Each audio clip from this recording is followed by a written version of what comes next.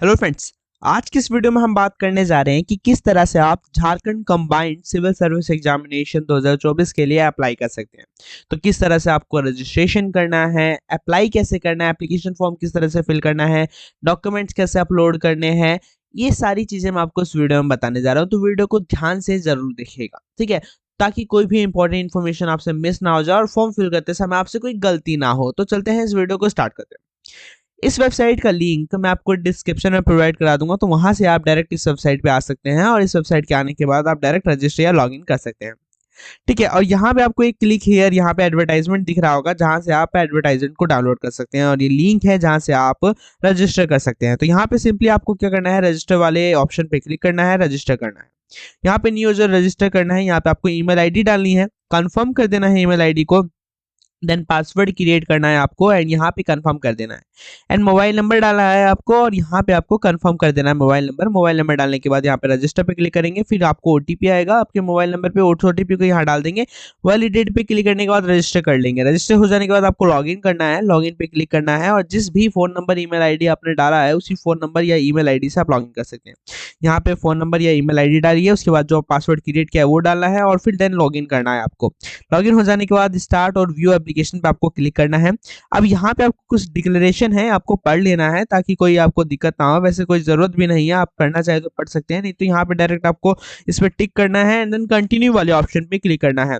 अब यहाँ पे आपको सेलेक्ट एग्जाम पे आपको क्लिक कर देना है, यहाँ पे आपको एग्जाम सेलेक्ट कर लेना है एंड सेव कंटिन्यू कर देना है। तो यहाँ पे हम सेव एंड कंटिन्यू वाले ऑप्शन पे क्लिक करेंगे। अब यहाँ पे आपको अपनी पर्सनल डिटेल्स फिल करनी है, यहाँ पे आपको अपना फर्स्ट नेम फिल करना है, उसके बाद अगर आपको कोई मिडिल नेम वगैरह है तो वो फिल करना है, लास्ट नेम है तो लास्ट नेम फिल करना है।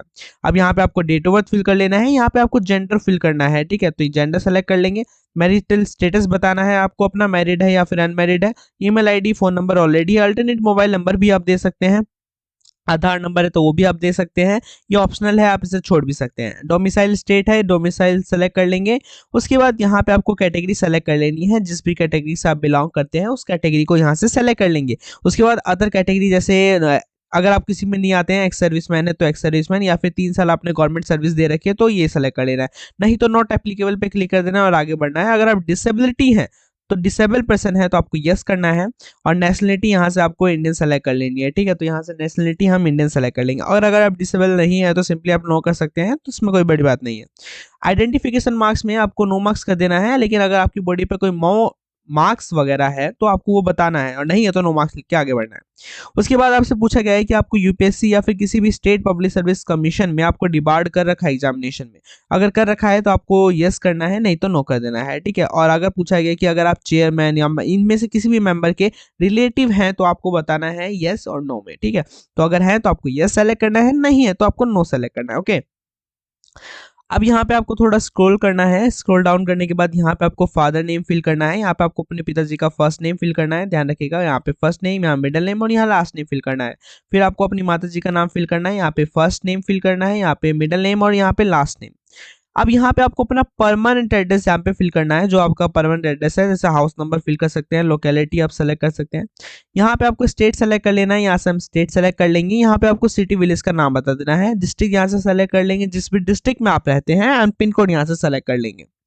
दैट्स इट, यहाँ पे पिन कोड सेलेक्ट कर लिया। उसके बाद यहाँ पे आपको कम्युनिकेशन एड्रेस बताया, अगर कम्युनिकेशन एड्रेस भी आपका परमानेंट एड्रेस सेम है तो आपको सिंपली इस पर क्लिक कर देना है, नहीं सेम है तो आपको ये सारी चीज़ आपको फिल करनी है। कम्युनिकेशन एड्रेस मीन्स जहाँ पे आप अभी हो, पर ठीक है, करंट हो। उसके बाद अगर आपको स्पोर्ट्स कोटा चाहिए तो यहाँ पे आपको यस करना है, नहीं चाहिए तो नो कर दीजिए। अगर आप यस करते हैं तो आपसे पूछा गया है कि आपको किसी भी मतलब इंटरनेशनल जो ओलंपिक कमेटी होता है उनसे आपको अगर उन कंपटीशन में आपको मेडल मिला है या फिर नहीं मिला है, वो पूछा गया है, ठीक है। उसके अलावा पूछा है कि नेशनल चैंपियनशिप लेवल कंपटीशन में या फिर इंडियन ओलंपिक एसोसिएशन में अगर आपने फर्स्ट प्लेस जीता है कभी तो वो आपको बताना है, और अगर आपने कोई वर्ल्ड रिकॉर्ड बनाया है नेशनल लेवल कंपटीशन में तो आपको वो बताना है, ठीक है। नहीं है तो सिंपली आपको नो कर देना है और आगे बढ़ना है। यहाँ पे हम सेव एंड कंटिन्यू करेंगे।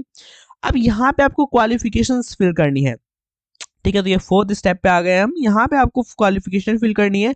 अगर आपने पोस्ट ग्रेजुएशन नहीं कर रखा है तो सिंपली ग्रेजुएशन को सेलेक्ट कर लेंगे। ठीक है, उसके बाद आपको क्वालिफिकेशन फिल करनी है। अब ग्रेजुएशन सेलेक्ट कर लिया है तो यहाँ पे आपको देखिए ये पोस्ट ग्रेजुएशन हट गया, आपको यहाँ ग्रेजुएशन का ऑप्शन मिल जाएगा। ठीक है, यहाँ पे आपको ये क्लिक नहीं होगा, ध्यान दीजिएगा। ठीक है, आपको सिंपली मेजर सब्जेक्ट क्लिक करने हैं, जो भी आपके ग्रेजुएशन में मेजर सब्जेक्ट थे उसको क्लिक कर लेना है। और फिर यहाँ पे इंस्टीट्यूट या यूनिवर्सिटी का नाम बता देना है, ईयर ऑफ पासिंग बता देना है कि किस ईयर में आपने पास किया। ठीक है, तो यहाँ से हम वो सेलेक्ट कर लेंगे। उसके बाद यहाँ पे परसेंटेज टाइप कर देना है, जो भी परसेंटेज आए हो आपके। उसके बाद ग्रेड सेलेक्ट कर लेंगे यहाँ से। ठीक है, जो भी आपकी ग्रेड हो आपकी मार्कशीट में वो डाल देना है। अब यहाँ पे आपको सेलेक्ट कर लेना है 12th, यहाँ से हम 12th सेलेक्ट कर लेंगे। अब यहाँ पे आपको बोर्ड का नाम लिख देना है। ठीक है, उसके बाद ईयर ऑफ पासिंग बताना है कि किस ईयर में आपने 12th पास करी है। ठीक है, तो यहाँ से सेलेक्ट कर लेंगे, सिंपल। फिर यहाँ पे परसेंटेज या सीजीपीए में अपने मार्क्स बता देंगे। ठीक है, वो लिख देंगे। उसके बाद यहाँ पे आपको ग्रेड्स बताने हैं। ठीक है, तो आप यहाँ पे ग्रेड सेलेक्ट कर लेंगे, जो भी ग्रेड आए हो आपके। ए ग्रेड है तो ए, बी है तो बी लिख लेंगे। उसके बाद यहाँ पे फिर से वही मेजर सब्जेक्ट 10th है, यहाँ से 10th सेलेक्ट कर लेंगे। यहाँ पे आपको बोर्ड का नाम बता देना है, यहाँ पे ईयर ऑफ पासिंग बता देना है कि कब आपने पास किया। ठीक है, तो यहाँ पे हमने ये सारी चीजें सेलेक्ट कर ली। अब आपको यहाँ पे परसेंटेज बता देना है। ठीक है, या सीजीपीए में जिसमें भी बताना चाहे, और यहाँ पे ग्रेड बता देना है। तो सिंपली ये करने के बाद आपको सेव एंड कंटिन्यू करना है। अब यहाँ पे देखिए लिखा है you know need to enter any occupational details.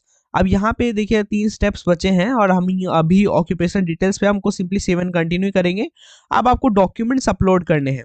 ठीक है, यहाँ पे हम डॉक्यूमेंट्स अपलोड करने हैं। अब डॉक्यूमेंट में यहाँ पे आपको फोटो अपलोड करना है और यहाँ पे सिग्नेचर। और यहाँ पे जो साइज है वो 5 KB से 5 MB है, और जो फॉर्मेट है वो जेपीजी, पीएनजी, जेपीजी, किसी भी फॉर्मेट आप अपलोड कर सकते हैं। तो फोटो अपलोड करने में आपको कोई दिक्कत नहीं आएगी। सिग्नेचर का भी साइज 5 KB से 5 MB है and support format JPG, PNG, JPG है। तो यहाँ पे सिग्नेचर में भी आपको कोई दिक्कत नहीं आएगी। अपलोड होने के बाद सिंपली आपको सेव एंड कंटिन्यू पे क्लिक कर देना है। यहाँ पे आपको अपनी सारी डिटेल दिख जाएगी, सारी डिटेल्स को मैच कर लेना। कोई गड़बड़ ना हो तो यहाँ पे आई एग्री कर देना टर्म एंड कंडीशन को, एंड यहाँ पे सबमिट एंड लॉक पे क्लिक कर देना। सिंपल। सबमिट एंड लॉक कर देने के बाद आपका कोई भी चेंजेस नहीं होगा, ध्यान रखिएगा। सबमिट एंड लॉक कर दिया। अब यहाँ पे आपका एप्लीकेशन फॉर्म लगभग सबमिट हो चुका है, बस पेमेंट रह गया है। अब यहाँ पे आप अपना एप्लीकेशन फॉर्म देख भी सकते हैं। अब यहाँ पे लेटेस्ट स्टेटस है पेमेंट पेंडिंग का। अब यहाँ मेक पेमेंट का ऑप्शन आपको दिख रहा होगा, सिंपली आपको इस पर क्लिक करना है। जैसे ही आप इस पर क्लिक करेंगे यहाँ पे आपको कई ऑप्शंस मिल जाएंगे पेमेंट करने के लिए। ठीक है, जैसे credit card, debit card, net banking, wallet, UPI and Bharat QR से भी यहाँ पे आप पेमेंट कर सकते हैं। तो मैं यहाँ पे डेबिट कार्ड सिंपली सेलेक्ट करता हूँ। यहाँ पे आपको कार्ड नंबर डालना है, एक्सपायरी मंथ डालना है। ठीक है, यहाँ से एक्सपायरी ईयर सेलेक्ट कर लेंगे एंड सिंपल यहाँ पे आपको CVV डाल देना है। ठीक है, तो यहाँ पे ये सारी चीजें डालने के बाद आपको मेक पेमेंट वाले ऑप्शन पे क्लिक करना है, और मेक पेमेंट हो जाने के बाद आपको सिंपली अपना एप्लीकेशन फॉर्म डाउनलोड कर लेना है, उसको सेव कर लेना है। ठीक है, तो बस इतना ही प्रोसेस है आपको इस फॉर्म को अप्लाई करने के लिए। तो वीडियो अगर अच्छी लगी हो तो वीडियो को लाइक कर देना, अपने दोस्तों के साथ शेयर कर देना जो भी इस अपॉर्चुनिटी की तलाश में थे, ताकि वो भी इस फॉर्म को फिल कर पाए। तो वीडियो अच्छी लगी हो तो चैनल को भी सब्सक्राइब कर लेना, ताकि जो भी अपकमिंग वीडियो हो, latest notification, latest government exam की, वो आपके पास मिल जाए। तो मिलते हैं ऐसे ही नेक्स्ट वीडियो में।